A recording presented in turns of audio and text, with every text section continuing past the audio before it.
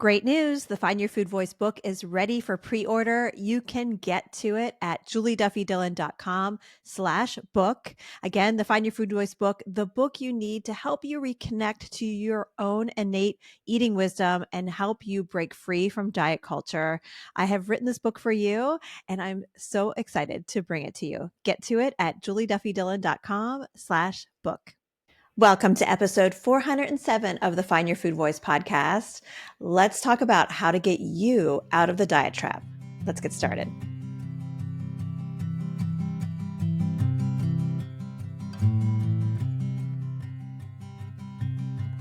Bags are packed, are you ready to go?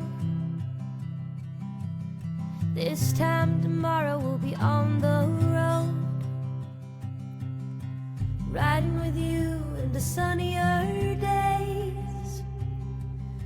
I wouldn't want it any other way. Hey, you're not bad for eating that. You're a successful human navigating a shame-filled blame game from all the dieting food rules. Welcome to the Find Your Food Voice podcast. I'm registered dietitian Julie Duffy Dillon, and here we weave together strategies giving you tools to defy diet culture, declare body liberation, and reclaim your peace. This isn't just for you, it's for all of us.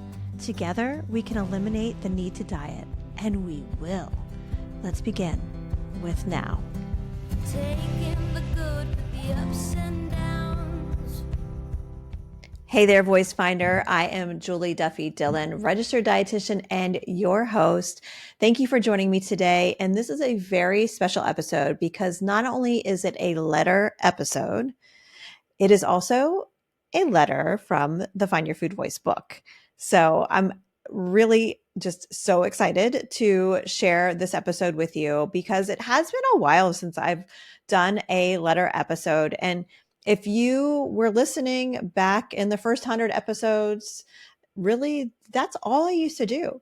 I relied on letters from listeners just like you to write in and write a letter to food and unpack everything that was complicated. And me and sometimes a guest would sift through it and give you some pointers that we thought may be helpful. Well, when I decided to write the Find Your Food Voice book, I knew I had to have letters. And so this episode is dedicated to those who submitted letters for the book and also for those of you who have submitted letters to be included in the podcast. And if you're listening and you have a letter in mind that you have never submitted, let me just tell you, this is the time. I would love, love, love to include your letter in an upcoming episode. So I would love to have your letter featured in an upcoming episode. If you've already submitted a letter and you have another one, yes, bring it. My team and I would love to handle this letter with care and sift through it and use it in an upcoming episode. So you can send those letters directly to me, Julie at juliedillonrd.com. Those will go right to my inbox. I will handle it with care. And I'm excited to be able to read it and share it with the audience if that's something that you are willing to do. So, like I said, this episode is a letter from the Find Your Food Voice book, which is in pre-order. Just one more week until you will have this book in your hand or in your Kindle or however you're going to read it. And you can get to it so you can have it right then at julieduffydillon.com/book. And today's episode is featuring one of the tools that I share in the book. And it's actually a combination of 3 tools, but it's the big overview of them. And it includes how you can better understand what's keeping you trapped in the cycle of dieting. Now, most people that I talk to, and I think for most listeners too, they've either heard of intuitive eating or read the book, or they have been trying for a long time to recover from an eating disorder. Maybe they've even worked with a clinician, but they still feel like they need more. And there's something about how the diet industry traps us in this cycle where we get kind of sucked in and sometimes feel like we're on our way out, but then just we get going around and around like a roundabout, right? And this episode is full of tools, practical tools to help you get out of the diet trap. So I'm excited to get to it. And again, just remember the Find Your Food Voice book is going to be here very, very soon. So pre-ordering it is one of the best things you can do to help support me and my team. And you can get to it, of course, at julieduffydillon.com/book. All right, we are going to take a very quick sponsor break, and then you're going to hear this episode's letter to food.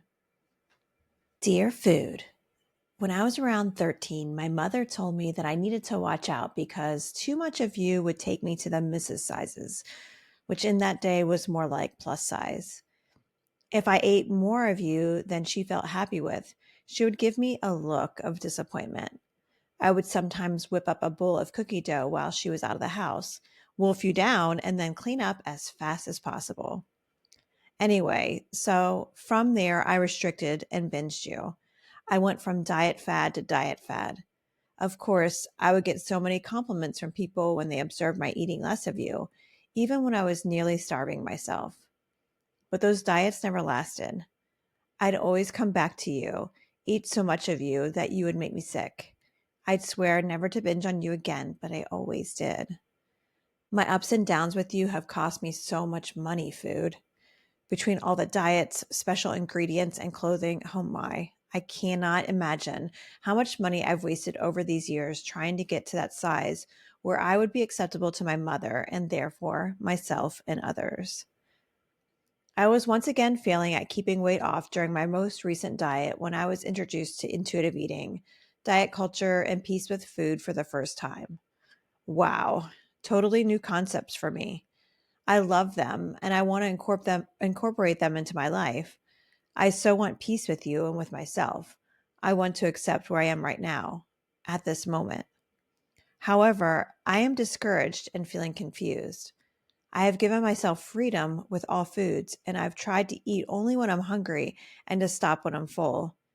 But I have just gotten fatter, and that scares me. What is the normal process? Is this how it works? Is my body holding on to everything, thinking I'll starve it again? Does it get worse before it gets better? I want my journey towards loving you to be free and peaceful. Thanks for keeping me alive, Food. We just need to figure out how this relationship is going to pan out. Love, time to DTR. I wanna see how the world turns round. Hey there, letter writer. Thank you so much for this note. And you and everyone else who submitted letters for the book and the podcast over the years. I am so grateful for you because you have been the way for so many folks to really connect with the concept of moving away from diets and the diet trap. And that's what I think is going on right now. Reading this letter, you are in the diet trap. The diet trap is what so many of us get sucked into and can't find a way out, even when we're introduced to things like intuitive eating or other non-diet tools, because we haven't found a way to unhook ourselves. I kind of picture the diet trap as this kind of roundabout where we are just circling over and over again. Have you ever rented a car before and gone to return it and noticed those kind of weird reverse spikes in the parking lot? Basically, you can go over them in a certain direction, but you can't go back the other way. And of course, the intention there is like you can return a car, but you can't take one away and steal it. I guess that's their like system. And I see the diet trap in a similar way, including those spikes, right? Because what gets us hooked into the diet trap is this really wonderful, buzzy feeling of hope.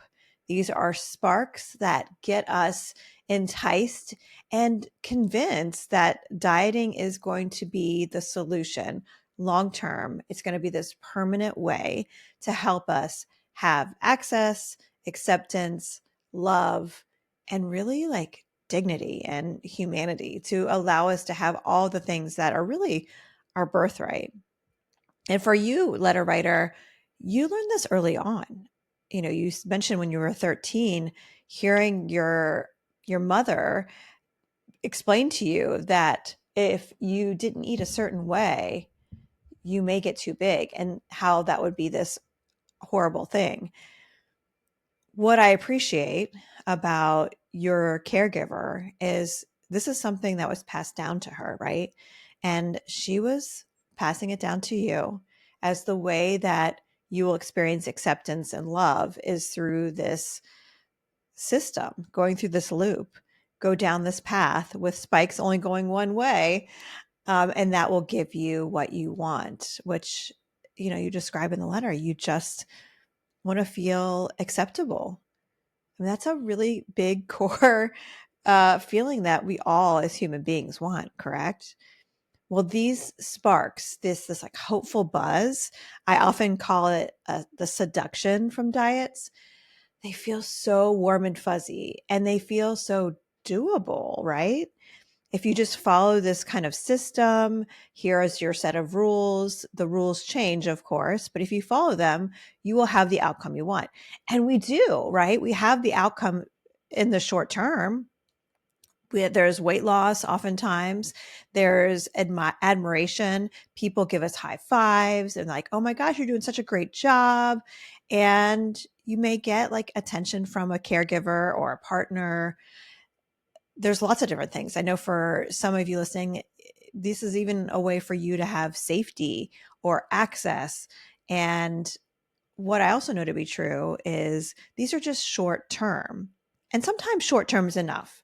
And that's something for you, letter writer, or anyone else, any other voice finder who's like, I can totally relate to this letter. That's what you need to decide. Like, is the short term enough? And it may be. I would appreciate, especially if there's a safety issue at hand, having the short term kind of perks of dieting may be enough to keep you in that cycle. And that may be the safest way for you. And at the same time, what I think is important to just acknowledge is the diet trap. Part of its predictable outcome is long term, there's going to be a set of outcomes that the diet doesn't like to own and pushes on to you, the user, which of course is weight regain and things like worsening health, like higher blood sugar, higher insulin levels, higher cholesterol, higher triglycerides, and also just the experience of going through the weight cycle again and having to experience how people react to you, and again blaming yourself for that. This is the diet trap. I'm going to put a graphic right here of the actual diet trap that I have put together and I talk about in the Find Your Food Voice book. This is something that I think is important to hold all together, and why I think it's also very important for each individual to come to a place to is, have I been in the diet trap long enough to experience the grief, the heartache, the pain from going over those spikes and moving out of the diet trap? Because it's really hard work. It's been framed, like the body positivity movement has been framed to be like laughter and hanging out with friends. And yeah, maybe there's some of that. There's definitely community when you are moving away from diet culture, and you have to work really hard to connect with that community. But for many folks, a lot of the time is isolating and it feels sad. And there's like a roller coaster of emotions that do come up. And it's really important to acknowledge that this is not going to be easy. But what I encourage you to hold on to is your decision. And only you will know if this is the right time for you to move out of the diet trap. We all have a certain number of diets, I think, to be on before we basically come to that place where like, okay, that's enough. And maybe you want to expedite that. I'm here for that. Let's expedite this for sure. because the diet's not going to work. For most people, it's just not going to. So maybe you could be that 2% that it's going to work long term for, but at what cost? Like at what cost? There may be a way for you long term to manage a lower weight, but you may have to practice an eating disorder to do that. And again, that's up to you if that's something that's okay. But what I encourage you to do, though, to have a catalyst in mind to help you to get out of the diet trap is to do a timeline. How many diets have you actually been on since you have been on this earth? And really go through that timeline. I go through how to do that in the book, and it's a hard process. This is something that I've done with hundreds of clients, and it's so important. It's so important to see that number. And you may say, well, you know what? I think I have a few more diets in me.